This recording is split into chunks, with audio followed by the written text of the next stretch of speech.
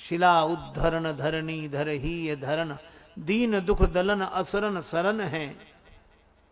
सहत हुलास बनवास मिस घूमि घूमि, दंडक विपिन भूमि पावन करन है। शंभु उर्वासी सुरसरी जन्मदाई, मातु महिजा के प्राण मही संकट हरन है। राजेश्वर आनंद अपार लहें, सोच सोच मेरे तो आधार, राम रावरे चरण है। श्री राम जी का भजन, राम जी का आश्रय। हमारे श्री तुलसीदास जी कहते हैं, है नीको मेरो देवता कौशलपति राम, है नीको मेरो देवता कौशलपति राम, है नीको मेरो देवता कौशलपति राम, है नीको मेरो देवता कौशलपति राम। सुभग सरोरुह लोचन सुठी सुंदर श्याम, सुभग सरोरुह सुठी सुंदर श्याम। है नीको मेरो देवता कौशलपति राम, है नीको मेरो देवता कौशलपति राम। बलि पूजा चाहे नहीं माने एक प्रीति, बलि पूजा माने एक प्रीत, सुमिरति माने भलो सुधी सब रीति। है नीको मेरो देवता कौशलपति राम, है नीको मेरो देवता कौशलपति राम, नीको मेरो देवता कौशलपति राम, नीको मेरो देवता कौशलपति राम। को करी कोटिक कामना पूजे बहुदेव, कोटिक कामना पूजे बहुदेव। तुलसीदास तैसे ये शंकर जेहि सेव, है नीको मेरो देवता कौशलपति राम, है नीको मेरो देवता कौशलपति राम, है नीको मेरो देवता कौशलपति राम, है नीको मेरो देवता कौशलपति राम।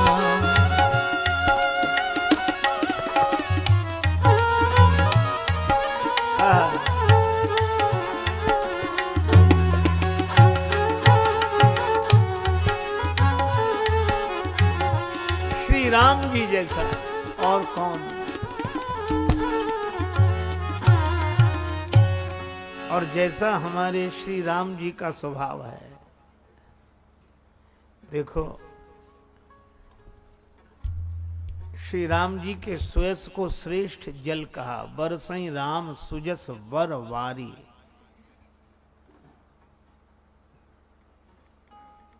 श्रेष्ठ तो है पर है तो जल। किंतु श्री किशोरी जी, श्री जानकी जी के चारों सुयस को, सुंदर सुयस को जल नहीं। राम सीय जस सलिल सुधा सम। श्री जानकी जी का सुयस तो अमृत के समान है। ऐसे श्री सीताराम जी के आश्रित रहने वाला भक्त निश्चिंत होता है, निर्द्वंद होता है।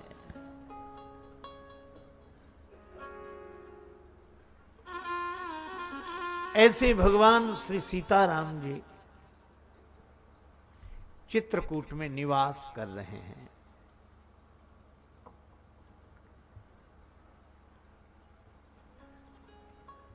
बनवासी वेश, चित्रकूट का निवास। चित्रकूट का दर्शन करके सभी कहते हैं,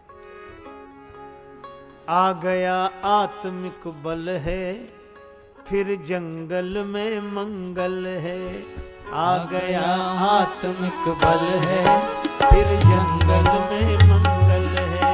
आ गया आत्मिक बल है, फिर जंगल में मंगल है।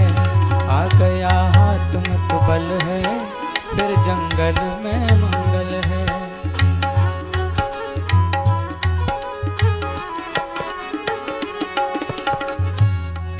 पंखा चल रहे पवन के, पंखा चल रहे पवन के, लेकर पराग पुष्पन के, लेकर पराग पुष्पन के।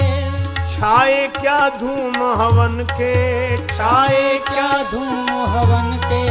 मग मग में मलया चल है, फिर जंगल में मंगल है। फिर जंगल में मंगल है। आ गया आत्मिक बल है, फिर जंगल में मंगल है। आ गया आत्मिक बल है, फिर जंगल में मंगल है। आनंद ही आनंद। चित्रकूट की पुनीत प्रकृति को देखकर किसका हृदय हर्षित नहीं हो जाता। ऐसा लगता है जो आकर यहाँ रहेंगे, जो आकर यहाँ रहेंगे, बनकर विनीत बिछड़ेंगे, बनकर विनीत बिछड़ेंगे। कोई हो यही कहेंगे, कोई हो यही कहेंगे, बस स्वर्ग यही स्थल है, फिर जंगल में मंगल है। फिर जंगल में मंगल है। आ गया आत्मिक बल है, फिर जंगल में मंगल है। आ गया आत्मिक बल है, फिर जंगल में मंगल है। चित्रकूट में आनंद ही आनंद। भगवान श्री राम। किंतु इसका यह अर्थ नहीं कि श्री तुलसीदास जी कुछ नहीं है। रामायण के अमर प्रणयिता को मिल श्रद्धा सुमन चढ़ाओ, पर रत्ना के अमर त्याग को याद करो तुम भूल न जाओ। वह नारी कितनी महान थी जिसने प्रणयी संत बनाया, यौवन की अनुपम बगिया में असमय ही पतझार बुलाया। कवि तुलसी की पुण्य जयंती जग प्रतिवर्ष मनाता, पर तपस्वनी रत्नावली पर कौन प्रसून चढ़ाता। रत्नावली माता की महिमा कम नहीं है, किंतु इसका यह अर्थ नहीं कि श्री तुलसीदास जी कुछ नहीं थे। पत्नी ने फटकार दिया और वो तुलसीदास जी हो गए, महात्मा हो गए। तो वो सज्जन कहने लगे हाँ हाँ बिल्कुल सही बात है, पत्नी के फटकारने से ही तुलसीदास हुए। तो हमने उनसे निवेदन किया कि पत्नी के फटकारने से ही कोई तुलसीदास बनता तो आज घर घर में तुलसीदास होते।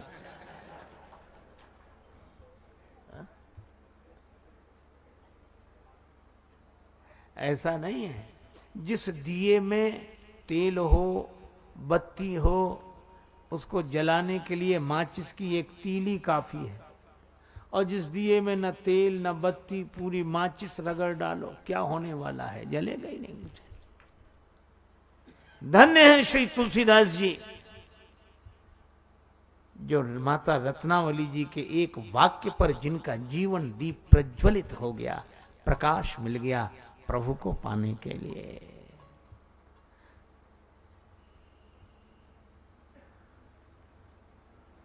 आप देखो,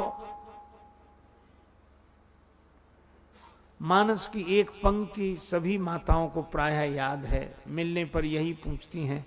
रामायण में लिखा है, ढोल गंवार शूद्र पशु नारी, सकल ताड़ना के अधिकारी। ऐसे लगता है जैसे पूरे रामचरितमानस में यही एक पंक्ति हो।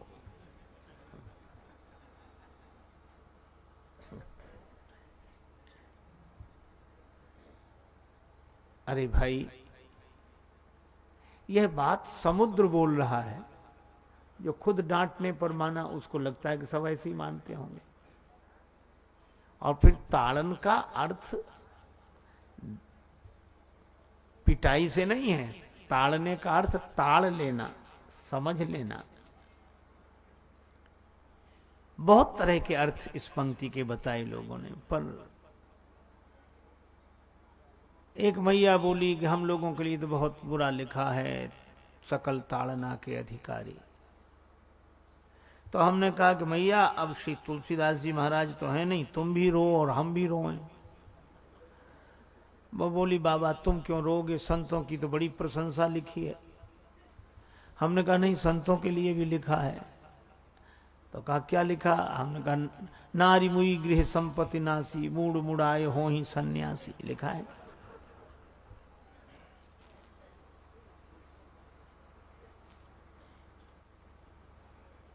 श्री तुलसीदास जी सजग कवि हैं। वे जिस क्षेत्र में कमी का अनुभव करते हैं उधर ही संकेत करते हैं।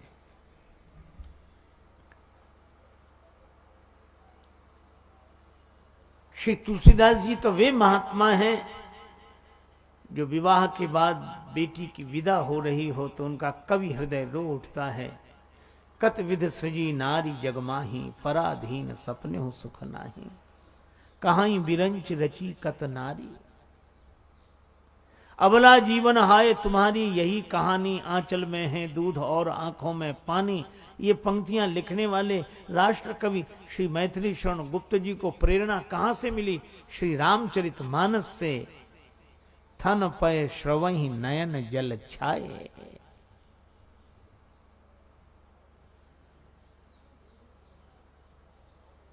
माताओं की महिमा भी गाई है। आप ऐसे सोचो, हमारे जितने आर्ष ग्रंथ हैं उसमें पत्नी का स्थान क्या है?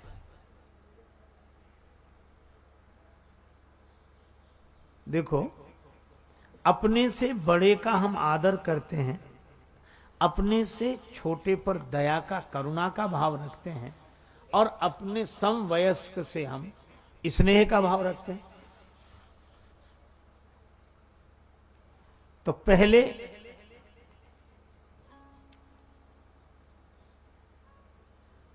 पत्नी पति का आदर करे, वह चाहे जैसा हो। यही सिखाया गया हम लोगों को। फिर हम लोगों ने थोड़ी प्रगति की, का नहीं, समानता का युग, हम लोग मित्रवत रहेंगे, एक दूसरे से स्नेह करेंगे। यहीं तक तो हम लोग आए हैं। पर आप आश्चर्य करोगे, श्री तुलसीदास जी इस उदारता से भी आगे हैं। श्री रामचरितमानस में पति के द्वारा पत्नी का आदर कराया गया। भगवान शंकर बैठे हैं, माता पार्वती जी का आगमन हुआ। भगवान शंकर ने देखा कि पार्वती जी आ रहे हैं। पार्वती भल अवसर जानी, गई शंभुपा मातु भवानी। तो शंकर जी क्या करते हैं कि जानी प्रिया आदर अति कीन्हा। शंकर भगवान आदर ही नहीं अति आदर करते हैं। उठकर खड़े हो गए, विराजी है। यही ध्वनि तो मिलती है। तो शंकर जी अत्यंत आदर करते हैं पार्वती जी का। पति के द्वारा पत्नी का आदर कराया जा रहा है। और भगवान श्री राम सीत ही पहिराए प्रभु सादर, आदर पूर्वक आभूषण धारण कराए। तो रामचरितमानस में तो पति के द्वारा पत्नी का आदर कराया गया है। इतनी उदारता और किसके यहां मिलेगी? किसने कहा? इसलिए भगवान का मन सुमन है। देखो, हमारे यहां दो का सम्मान होता है, सती का और संत का। संत परमेश्वर को पति मानकर समर्पित हो जाता है और सती पति को परमेश्वर मानकर समर्पित हो जाती है। संत परमात्मा को अपना जीवन धन मानकर पूर्व आश्रम परिवार छोड़कर चल देता है, और सती अपने पति को परमेश्वर मानकर अपना पूर्व आश्रम माता पिता परिवार को छोड़कर चल देती है। इसलिए इन दोनों का सम्मान है हमारे यहां, सती का भी और संत का भी।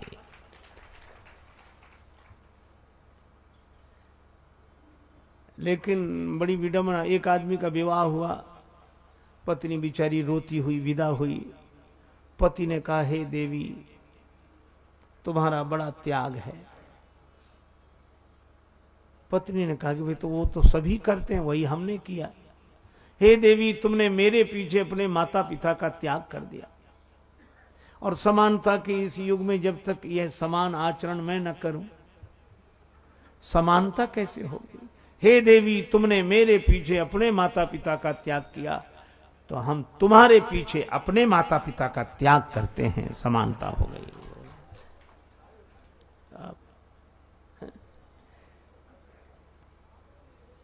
देखो, कुछ लोगों के प्रति श्रद्धा रखी जाती है।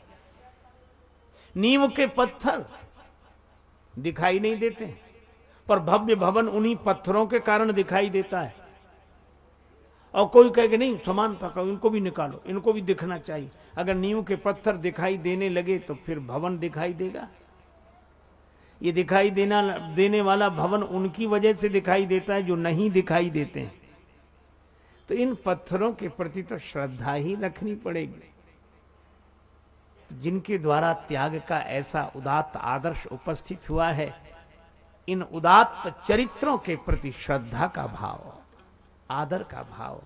भगवान श्री राम सोचते हैं कि चित्रकूट के इस वन में श्री सीता जी आनंदित हैं, मेरे साथ प्रसन्न हैं, तपस्विनी के वेश में प्रसन्न हैं।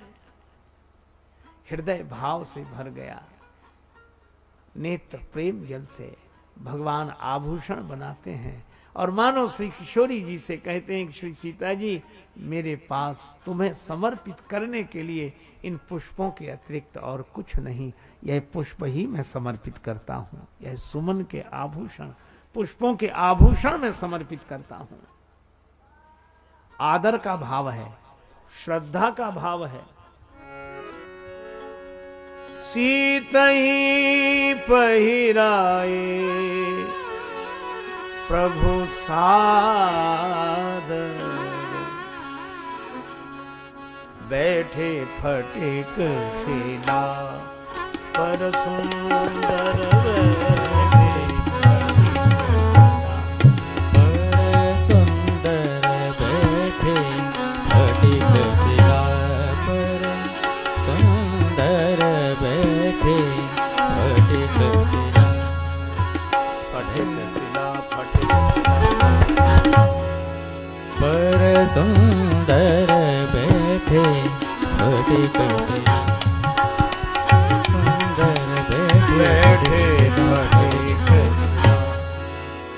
भगवान फटिक शिला पर विराजमान है। अब आप देखो, भगवान का मन सुमन है, भक्ति का श्रृंगार किया है। श्री सीता जी के त्याग के प्रति यह समर्पण है श्री राम जी का। और यह लीला भी हो रही चित्रकूट में, त्याग की भूमि चित्रकूट में। पर एक विचित्र घटना घटी। चित्रकूट में होने वाली इस घटना को देख लिया देवराज इंद्र के पुत्र जयंत ने स्वर्ग से। स्वर्ग से देखा। अब स्वर्ग तो भोग की भूमि है, अब त्याग की भूमि में होने वाले इस दिव्य चरित्र को कोई भोग की भूमि से देखे तो यही होगा जो जयंत के साथ हुआ। उसको श्री राम त्यागी नहीं दिख रहे, तपस्वी नहीं दिख रहे। उसको तो लगा कि श्री राम रागी हैं, अपनी भार्या के प्रति इतना राग। उसे अनुराग नहीं दिखा, राग दिखा।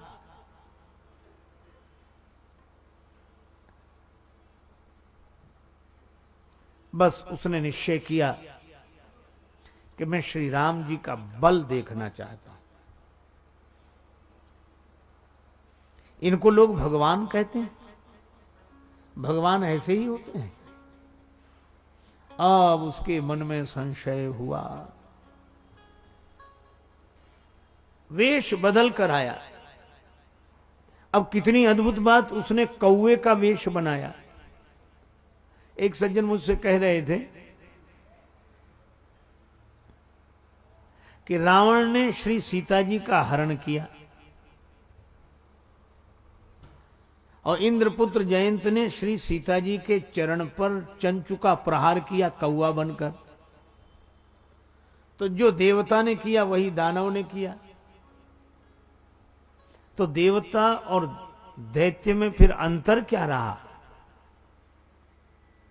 जैसा रावण वैसे ही जयंत। मैंने उनसे कहा कि इसमें एक अंतर तो है, दैत्य जैसा आचरण करता है वैसा वेश नहीं बनाता। आचरण कौए का करना होगा, वेश हंस का बनाएगा। मन मैला तन उजला बगुला जैसा भेख, इससे तो कागही भले भीतर बाहर एक।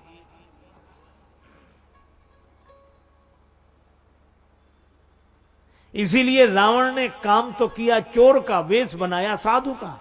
आवा निकट जति के बेखा, ये दैत्य की वृत्ति है। और देवता जैसा कार्य करना चाहता था वैसा ही सुरपति सुतधरी बायस बेखा, कौए के रूप में आया।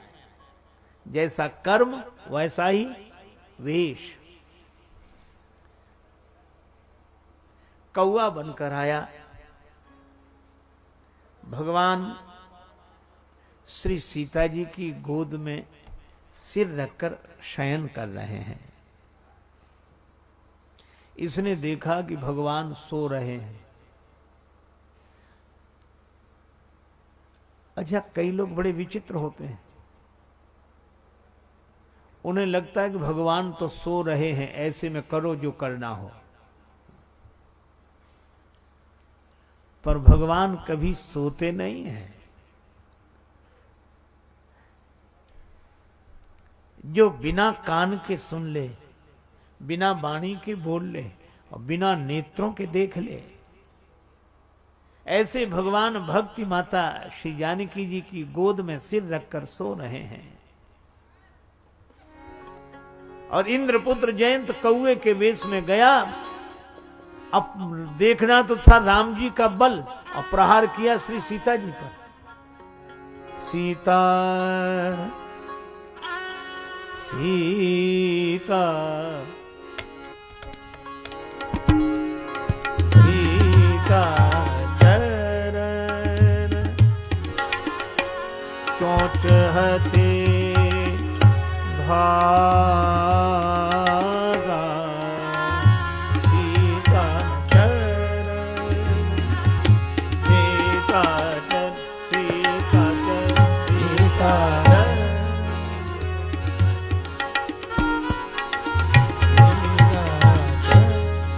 सीता चरण जोज हरि भागा, सीता चरण सीता चरण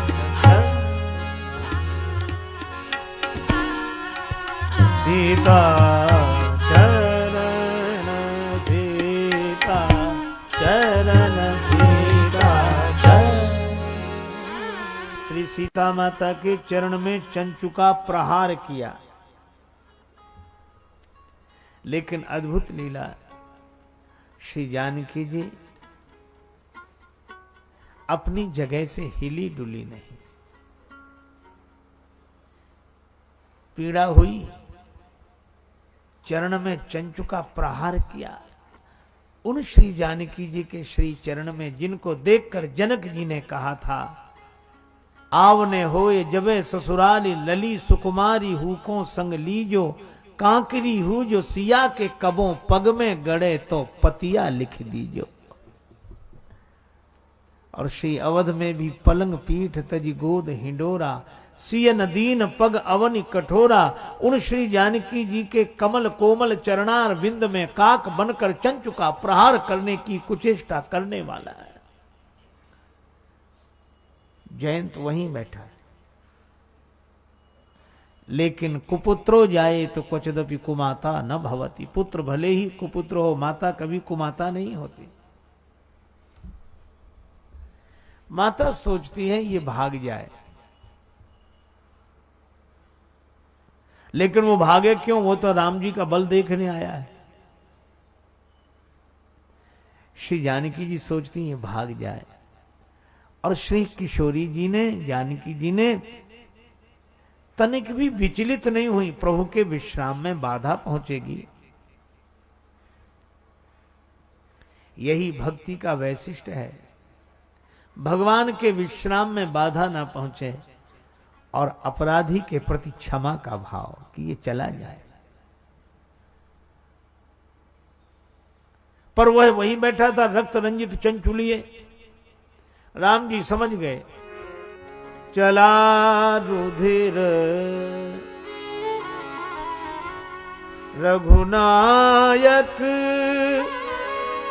जाना, चला रुधिर, चला रुधिर रघुनायक जाना। राम जी समझ गए। प्रभु के नेत्र खुले, जयंत वहीं बैठा। देखो, भगवान की एक अद्भुत विशेषता है, भगवान पर प्रहार नहीं किया, श्री जानकी जी पर प्रहार किया। और मुझे लगता है कि भगवान का बल देखना हो तो जो भगवान के आश्रित रहते हैं उन पर प्रहार करके देखना, तब पता लगेगा कि भगवान का बल कितना है। अपना अपराध करने पर भगवान नाराज नहीं होते। निज अपराध रिसाहि न काऊ, जो अपराध भगत कर करई, राम रोष पावक सो जरई। जयंत को देखा, भगवान ने उन्हीं पुष्पों में से एक पुष्प चुना, लकड़ी की छोटी सी सींग, धनुष बाण बनाया, चला दिया। श्री जानकी माता के लिए जो फूल हैं वही जयंत के लिए शूल बन गया।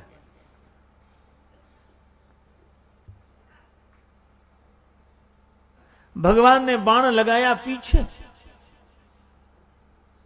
जयंत ने सोचा कि बाण तो कौए के पीछे लगा है, हमारे पीछे तो लगा नहीं है। कौए का रूप त्याग दिया।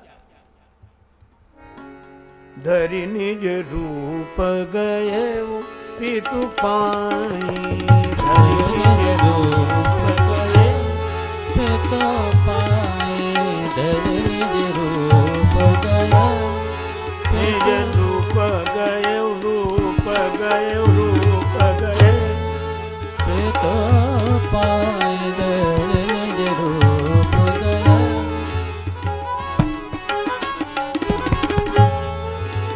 अपना रूप बदल कर गया, अपने मूल रूप में इंद्र के पास गया। लेकिन भगवान का बाण पहचानता है कि किसके पीछे लगना है। देखो, भगवान का बाण शरीर के पीछे नहीं लगता, शरीरधारी के पीछे लगता है। वह कितने भी शरीर बदले पर भगवान का बाण तो पीछे लगा है।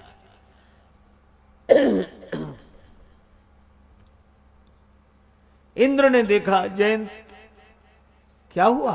जयंत ने कहा राम जी का बाण पीछे लगा है। जयंत ने जब यह कहा, इंद्र बोला तुरंत भागो, तुरंत, तुम्हारे कारण मेरा स्वर्ग नष्ट न हो जाए।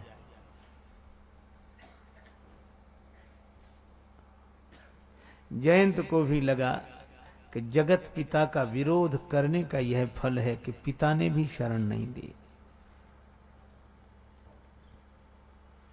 वहां से चलकर गया ब्रह्मा जी के पास। ब्रह्मा जी ने कहा कि तुरंत जाओ। माता पार्वती ने भगवान शंकर से कहा कि जयंत अब आपके ही पास आ रहा है। शंकर जी बोले आए, पीछे बाण लगाए तो इधर हम त्रिशूल रखे। कीन मोह बस द्रोह यद्यपि तेहि कर बध उचित। उसका वध तो होना ही चाहिए। बोलो, कहीं शरण नहीं मिली। देवराज इंद्र शरण नहीं दे सके, ब्रह्मा जी शरण नहीं दे सके, भगवान शंकर ने शरण नहीं दी। अब जयंत समझ गया कि अब कहीं शरण मिलने वाली नहीं, भगवान का बाण पीछे पीछे।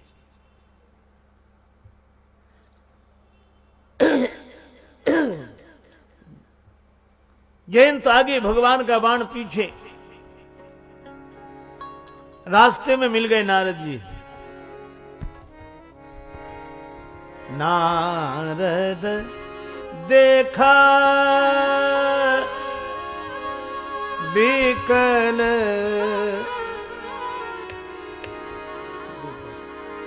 देखा, नारद देखा,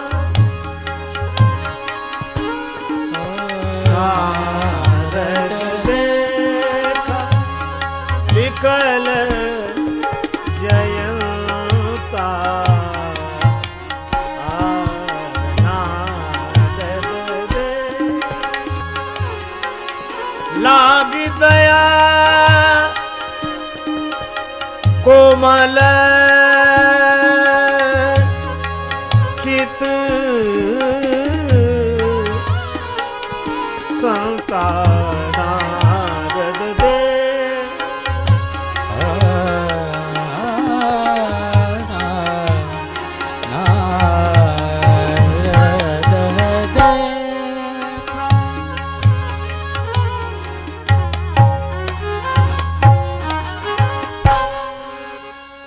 नारद जी ने देखा जयंत बड़ा व्याकुल है।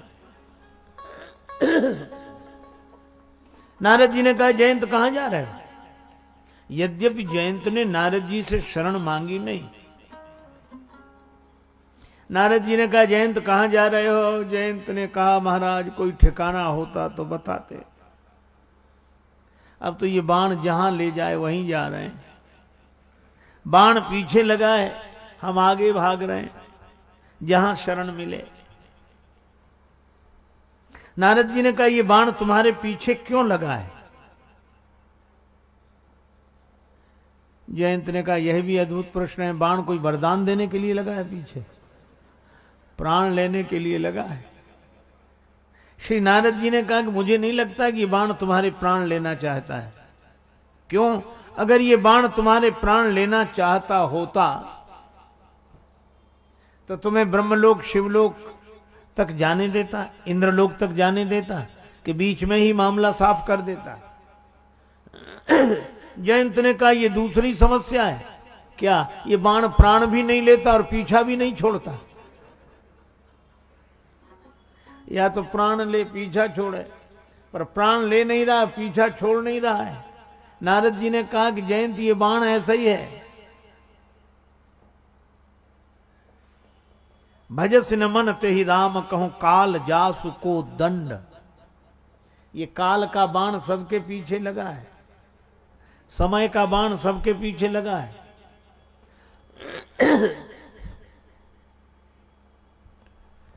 आप देखो, मृत्यु क्या है? मृत्यु है पर्दे के पीछे जाना, ड्रेस बदल के फिर आ जाना।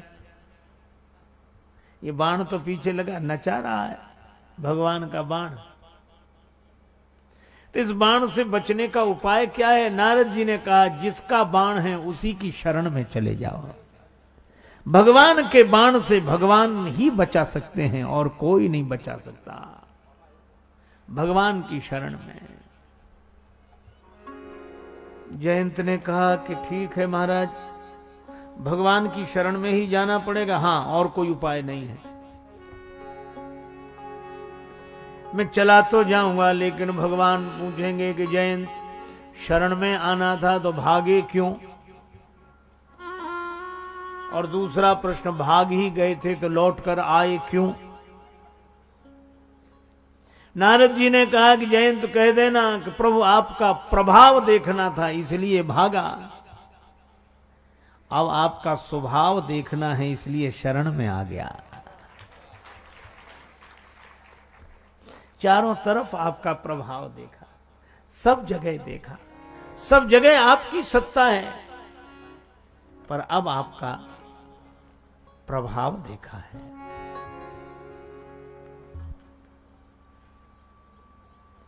श्री जानकी माता ने प्रार्थना की, प्रभु इसे क्षमा कर दो। और हमारे परम करुणाधनी भगवान श्री राम जी ने कहा, यह बाण तो अमोघ है, तो एक नयन करी तजा भवानी। एक आंख फोड़ दी। एक सज्जन अर्थ कर रहे थे, एक नयन करी तजा भवानी। भगवान एक दृष्टि से सबको देखते हैं। एक नयन करी, एक दृष्टि से सबको देखते हैं, इसलिए तजा भवानी, उसको त्याग दिया। अरे हमने कहा कि भैया आगे की पंक्ति तो सुनो। सुरपति सुत जानत बल थोड़ा, राखा जियत आंख गही फोड़ा। तो आंख फोड़ी, बाण अमोघ है इसलिए एक आंख बची। मानो भगवान ने कहा कि हमको और श्री जानकी जी को अलग अलग आंख से मत देखो, अलग अलग दृष्टि से मत देखो, एक ही दृष्टि से देखो। गिरा अर्थ जल बीच सम कहियत भिन्न न भिन्न, बंदों सीता राम पद जिनहि परम प्रिय खिन्न। एक दृष्टि से।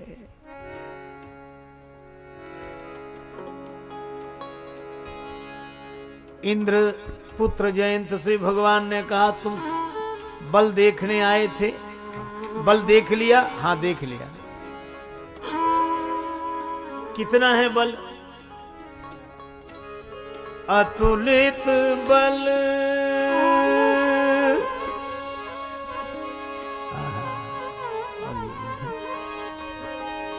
अतुलित प्रभुताई,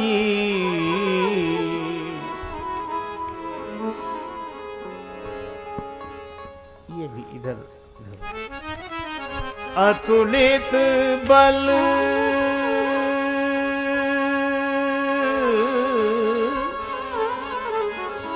अतुलित प्रभुताई,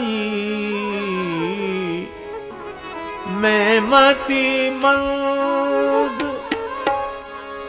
जान नहीं पाई, मैं मति मंद जान नहीं पाई। अतुलित अतुलित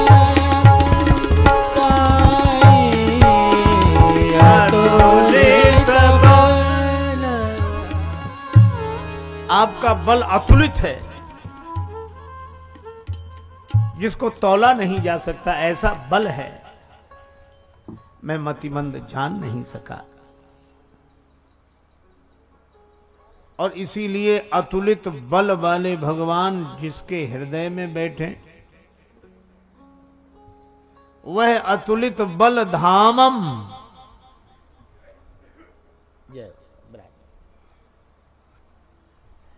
अतुलित बल का धाम वही जिसके हृदय में भगवान रहे।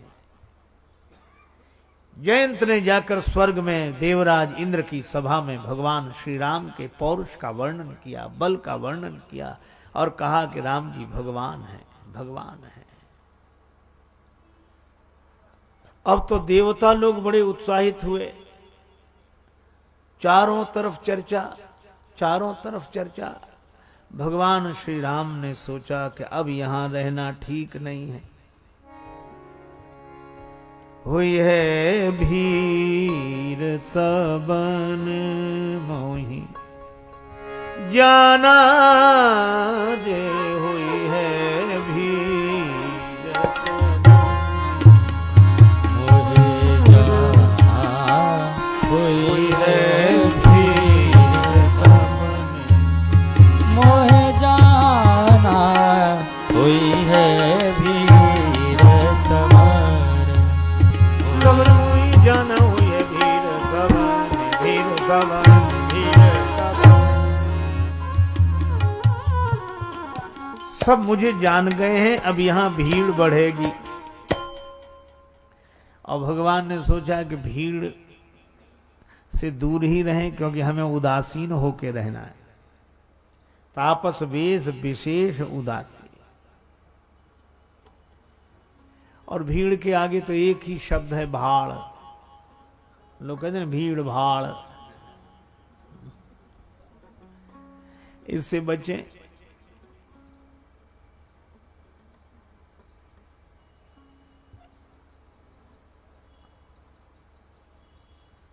एक आदमी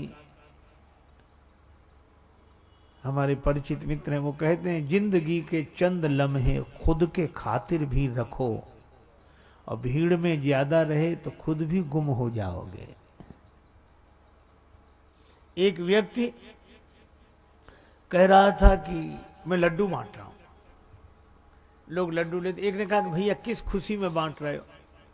वो कहने लगा मेरा घोड़ा खो गया है। घोड़ा खो गया, ये खुशी की बात है, तुम लड्डू बांट रहे हो? बोले हाँ खुशी की बात तो है। कहा क्यों? बोले वो तो अच्छा था कि घोड़े के साथ हम नहीं थे, नहीं तो हम ही खो जाते। घोड़ा गया सो गया, हम तो बचे।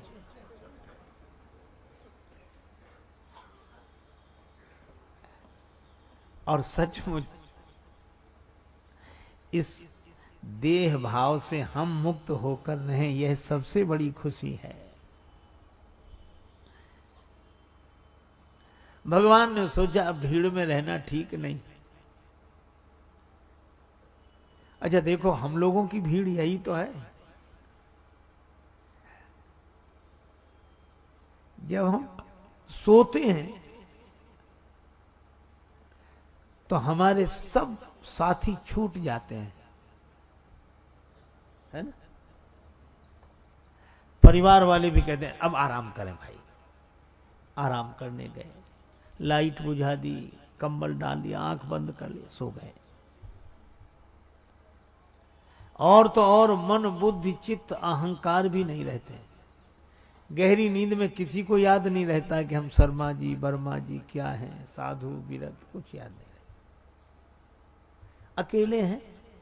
अच्छा आप ये सोचो उस नींद में कितना आनंद है। एक आदमी को सोने न दिया जाए और सारे सुख दिए जाए, पागल हो जाए। निद्रा ही है। और नींद में एक बार सोकर जब जगता है तब एक स्फूर्ति लेकर फिर उसका भीड़ से संपर्क होता है, और जब सोता है तो फिर भीड़ छोड़कर अकेला चला जाता है।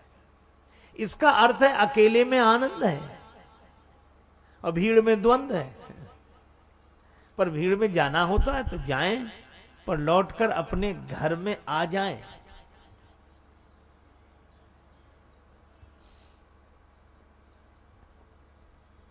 देखो हमारा अहम जब आकार ग्रहण करता है तो हम बाहर आते हैं। हमारे गुरुदेव कहते थे जब अहम भाव यह उठते हैं तब आत्म तत्व से हटते हैं, सब द्वंद्व जगत के बढ़ते हैं, मैं और नहीं तू और नहीं।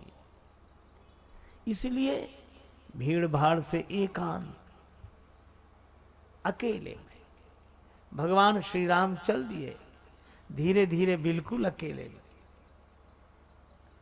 महाराज अत्रि से आदेश लेने गए, आशीर्वाद लेने गए। पहले महापुरुषों के नाम भी बड़े सुंदर होते थे, उनका एक अर्थ होता था। कितना सुंदर नाम है अत्रि। अत्रि का क्या अर्थ हुआ? आ माने नहीं, त्रि माने तीन, जहां तीन ना हो। और तीन क्या? तात तीन अति प्रबल खल, काम क्रोध और लोभ। ये तीनों बड़े प्रबल खल हैं, काम क्रोध और लोभ। ये तीनों जिसमें न हो उसका नाम अत्रि। अवैसी अनसूया, असूया वृत्ति जिसमें नहीं, ऐसी अनसूया माता। और उन्होंने चित्रकूट में गंगा जी को लाया। मंदाकिनी गंगा के रूप में चित्रकूट में गंगा जी प्रवाहित हो रही हैं। माता सती अनुसुईया महाराज अत्रि से भगवान आदेश लेने के लिए गए। माता अनुसुईया ने श्री सीता जी को पतिव्रत धर्म का उपदेश दिया और देव्य वसन भूषण पहिरा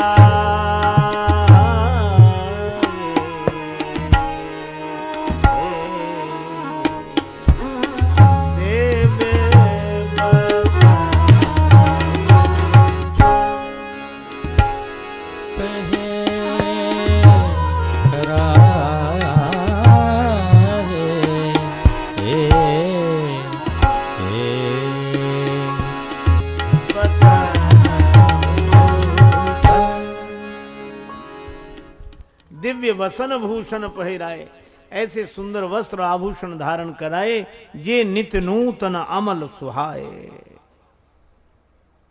अनुसुईया माता भी श्री सीता जी के श्रेयस का गान करती हैं।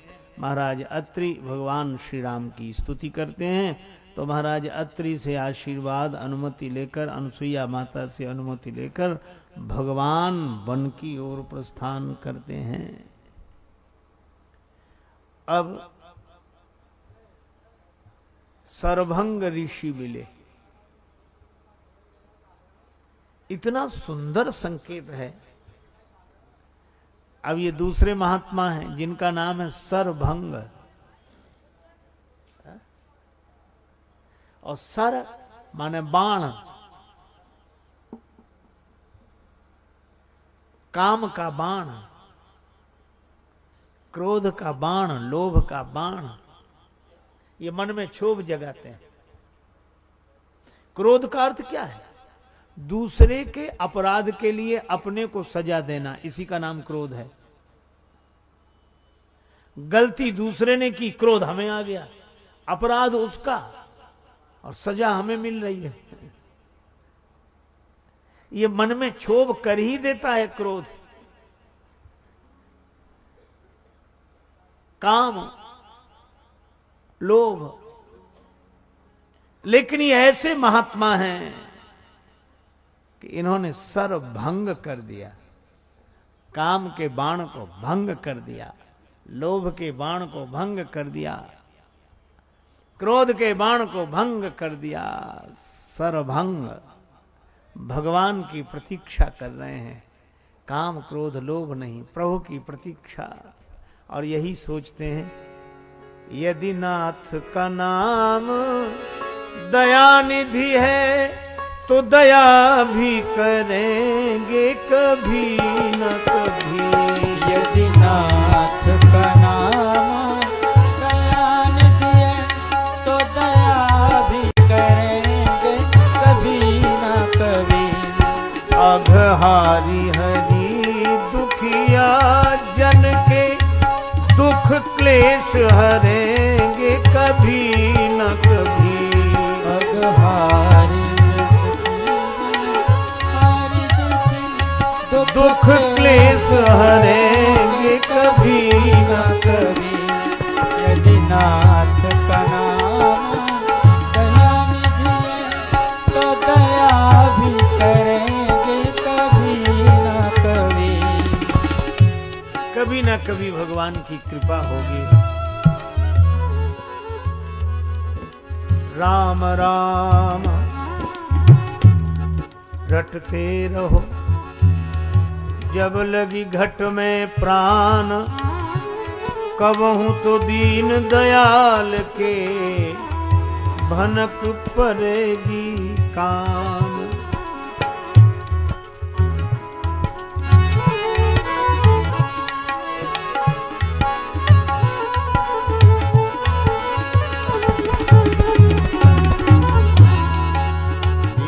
दयालु सुने जब ते,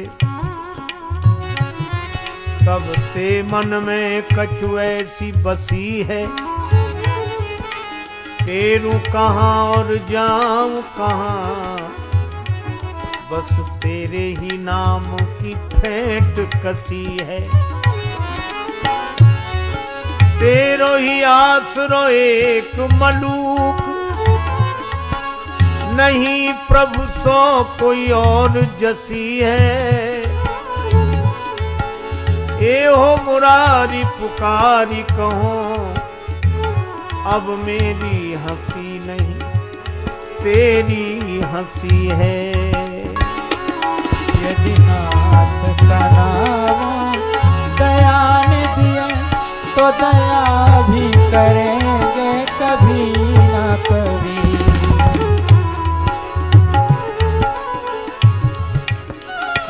अधर्म के वृक्ष जिते, सींचे अधर्म के वृक्ष जिते, उनमें विष के फल फूल फरेंगे। उनमें विष के फल फूल फल जीवन राह में और अनेकन पाप के पूरे पहाड़ अरेंगे, पाप के पूरे पहाड़ अरेंगे। बिंदु हमें न कछु डर है, जो जहान के संकट लाख पड़ेंगे, जहान के संकट लाख पड़ेंगे। है ये उत्साह श्री जानकी नाथ ने बाह गही तो निवाह करेंगे, बाह गही को निवाह करेंगे, बाह गही को निवाह करेंगे। नाथ का नाम दया निधि है, तो दया भी करेंगे कभी न कभी।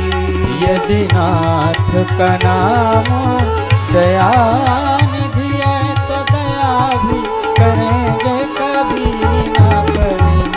यदि नाथ।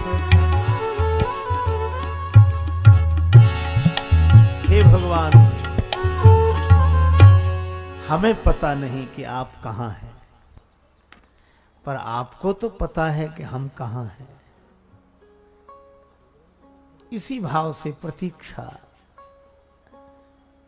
जात रहूं बिरंच के धामा, सुनेऊ श्रवण बन आए हैं रामा। चितवत पंथ रहूं दिन राती, अब प्रभु देख जुड़ानी छाती। भगवान का दर्शन हुआ, सर्वभंग ऋषि प्रणाम करते हैं, आनंदित होते हैं, और भगवान के सामने ही यही विधि सर रच मुनि सरभंगा। बैठे हृदय छाड़ी सब संगा, संग माने आसक्ति, आसक्ति का त्याग करके विराजमान हो गए। भगवान का दर्शन करते करते उन्होंने देह त्याग किया। वन कांड की बड़ी विशेषता, अरण्य कांड की बड़ी विशेषता यह है कि इसमें राक्षस भी मिलते हैं और महात्मा भी मिलते हैं। ये दोनों ही तरह के प्राणी मिलते हैं। जीवन जंगल है, और जंगल में दोनों ही सुमति कुमति, सद्विचार दुर्विचार। महापुरुषों का दर्शन भी जंगल में, और हिंसक जीवों का मिलना भी जंगल में। भगवान विराध वध करते हैं। खर दूषण विराध वध पंडित। विराध के वध में बड़ी पंडिताई है। उसके बाद भगवान आगे बढ़ते जाते हैं मुनियों के आश्रम में। अस्थि समूह देखी रघुराया,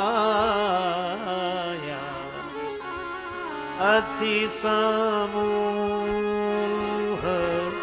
देखे रघुराया।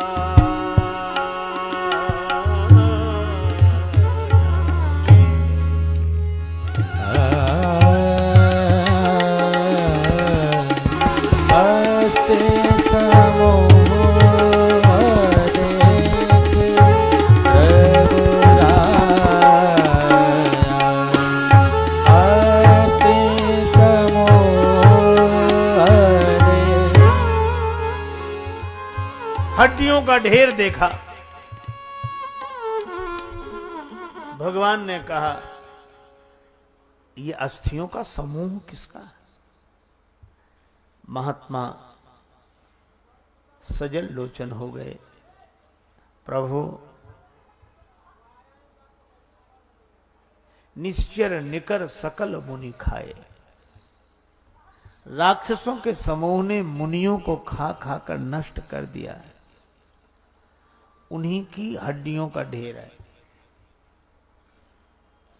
सुन रघुवीर नयन जल छाए। राम जी के नेत्रों से आंसू बरसने लगे। भुजा उठा ली भगवान श्री राम ने। प्रतिज्ञा की, निश्चरहीन करूं मही भुज उठाए पन की। निशाचरों से रहित कर दूंगा पृथ्वी को। यह शुभ संकल्प श्री राम जी का है।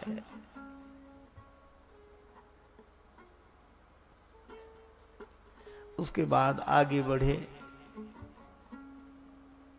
महात्मा अगस्त जी का बड़ा सुजान शिष्य, मुनि अगस्त कर शिष्य सुजाना, नाम सुतीक्षण रति भगवाना। महात्मा सुतीक्षण जी का बड़ा प्रेम भगवान से।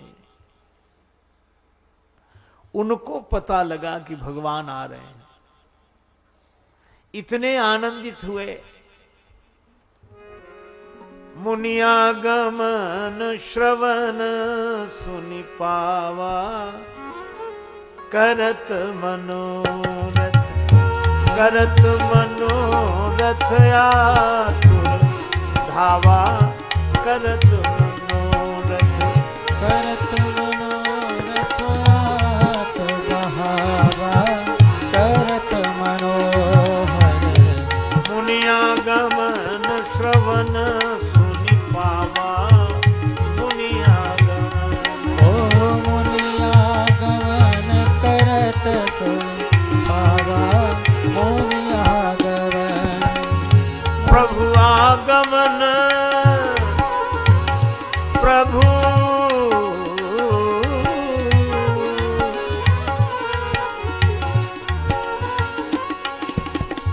प्रभु आगमन श्रवण सुनि पावा, प्रभु आगमन। ओ प्रभु